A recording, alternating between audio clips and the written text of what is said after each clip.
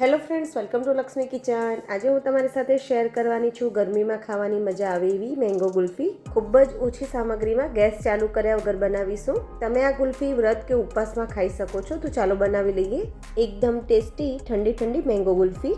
તો સૌથી પહેલાં સામગ્રીઓમાં અહીંયા મેં 1 કપ પાકી કેરીના ટુકડા લીધેલા છે. અહીંયા તમે કોઈ પણ વેરાયટીની પાકી કેરી લઈ શકો છો. સાથે જ અડધો કપ દૂધની મલાઈ લઈશું. મલાઈ એકદમ ફ્રેશ લેવાની. મલાઈ ના હોય તો તમે અમૂલ ફ્રેશ ક્રીમ લઈ શકો છો. અડધો કપ કન્ડેન્સ મિલ્ક લઈશું, જે માર્કેટમાં ઇઝીલી મળી જાય છે. અડધો કપ ફૂલ ફેટ મિલ્ક લઈશું અને સાથે જ પિસ્તા અને બદામને બારીક કટ કરીને લીધેલા છે. હવે એક મિક્સર જારમાં આપણે કેરીના ટુકડા લઈ લઈશું. સાથે જ ફૂલ ક્રીમ દૂધ ઉમેરી દઈશું. કન્ડેન્સ મિલ્ક ઉમેરી દઈએ. અહીંયા મેં ખાંડનો ઉપયોગ નથી કર્યો કેમ કે કન્ડેન્સ મિલ્કમાં થોડું મીઠાશનું પ્રમાણ વધારે હોય છે. તમે જો અમૂલ ફ્રેશ ક્રીમ લેતા હોય તો અત્યારે ઉમેરી દેવાનું, અને જો તમે દૂધની મલાઈ લેતા હોય તો અત્યારે એડ નથી કરવાની.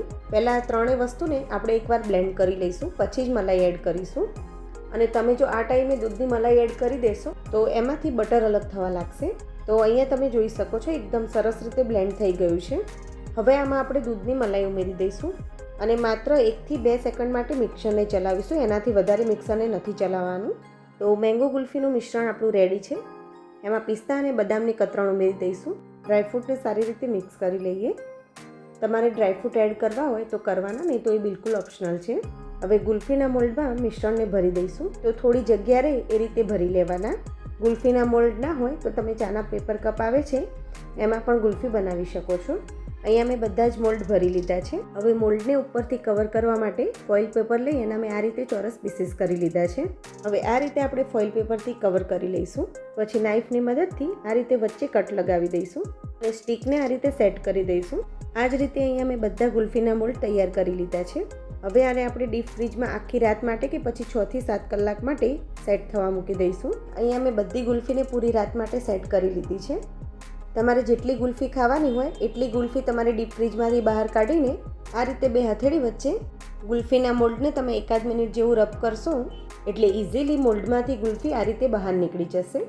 આ રીતે જોઈએ એટલી ગુલ્ફીને ડીમોલ્ડ કરીશું. આ રીતે જોઈએ એટલી ગુલ્ફીને ડીમોલ્ડ કરીશું અને સર્વ કરીશું. આ ગુલ્ફી તમે વ્રત કે ઉપવાસ હોય ત્યારે પણ ખાઈ શકો છો. ઉપરથી પિસ્તા અને બદામથી ગાર્નિશ કરીશું. તો દૂધ ઉકાળવાની ઝંઝટ વગર એકદમ ઝટપટ બની જાય એવી મેંગો ગુલ્ફી તમે એકવાર ચોક્કસથી ટ્રાય કરજો. તમે વારંવાર બનાવીને ખાઓ એટલી ટેસ્ટી બને છે. તો તમને આ રેસીપી કેવી લાગી એ કોમેન્ટમાં જરૂરથી જણાવજો. અને તમને મારી રેસીપી ગમી હોય તો મારા વિડીયોને લાઇક કરજો, શેર કરજો અને મારી ચેનલને સબસ્ક્રાઈબ કરજો. અને આવી જ નવી રેસીપી માટે બેલ આઇકોન બટનને પ્રેસ કરજો. Thank you for watching.